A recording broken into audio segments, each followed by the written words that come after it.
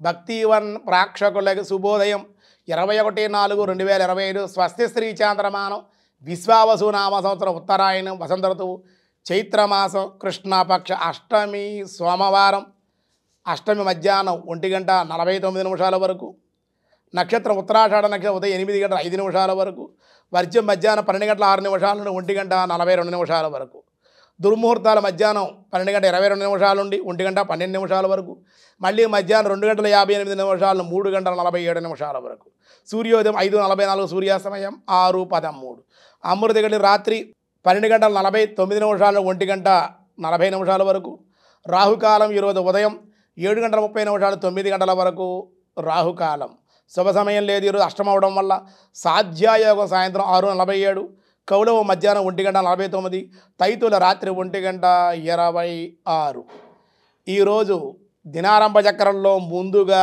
మేషరాశి వారికి భయము ఆందోళన అనవసరపు ఖర్చులు ధన వ్యయము అనుకోని అనవసరపు ప్రయాణాల్లో ప్రమాదాలు. వృషభ రాశి వారి శుభకార్య అనుకూలత ఉన్నత ఉద్యోగ అధికార ప్రాప్తి ప్రమోషన్లు.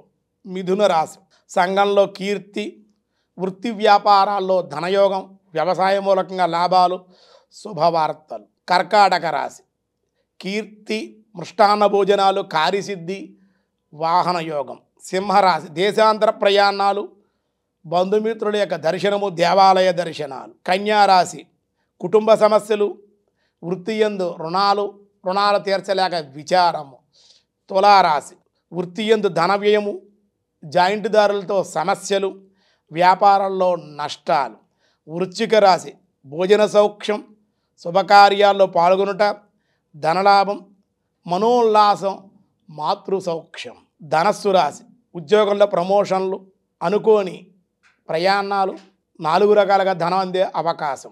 మకర రాశి రుణములు తీర్చుట సామాజిక ప్రయోజనాలు కొన్ని సాధించే అవకాశం. కుంభరాశి వివాహ సమస్యలు వివాహ విలంబనలు అధికారులతో ఒత్తిడులు ఉద్యోగంలో సమస్యలు. మీనరాశి వృత్తి వ్యాపారాల్లో నష్టం తన కింద పనిచేసే ఉద్యోగస్తుల సమస్యలు కుటుంబ వాతావరణం కూడా అనానుకూలంగా ఉండడం వల్ల ఇబ్బందులు ఉండే అవకాశం. వ్యాసాయ విష్ణవే వైకుంఠ పురుష ప్రాణధ ప్రణవ పృదు హిరణ్యగర్భో శత్రుఘ్నో వాప్తో వాయురధోక్షజ అన్నారు. ఇందులో 11 దివ్యనామాల పరమాత్మ ఉన్నాయి. అందులో వైకుంఠాయ నమః ప్రతిఘాతము అంటే నిరోధము చేయువాడని ఈ నామం యొక్క సామాన్యార్థం. కానీ సామాన్యార్థం తీసుకోకూడదు కాబట్టి సృష్టి యొక్క ప్రారంభనకు పృథివ్యాది భూతముల యొక్క స్వేచ్ఛాగతులు నిరోధించినవాడు వివిధ గతుల యొక్క నిరోధానకు వికుంఠము అని పేరు.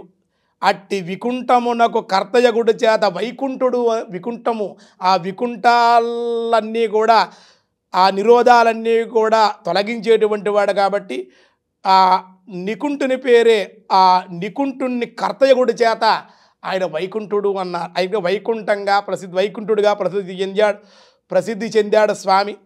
సృష్టి ప్రారంభంలో భూమి జలంలో ఆకాశము వాయువుతోనూ వాయువేమో తేజస్సుతోనూ సమ్మేళనంగా గావించిన వైకుంఠమును పొందిన కారణం చేత భగవానుడు వైకుంఠ అనబడ్డాడు. మహాభారత శాంతి పర్వంలో కూడా చెప్పారు. అందుకే ఆధ్యాత్మిక సాధన చేయు భక్తులు ఆ ధర్మ మార్గంలో స్వేచ్ఛా విహారాలు చేయకుండా ప్రతిఘటన గావించువాడును ఈశ్వరుడి అగుడి చేత వైకుంఠుడు కూడా అనబడ్డారు అని చెప్పారు. మిగతా విషయాలు రేపు చూద్దాం. ఈరోజు స్వస్తి.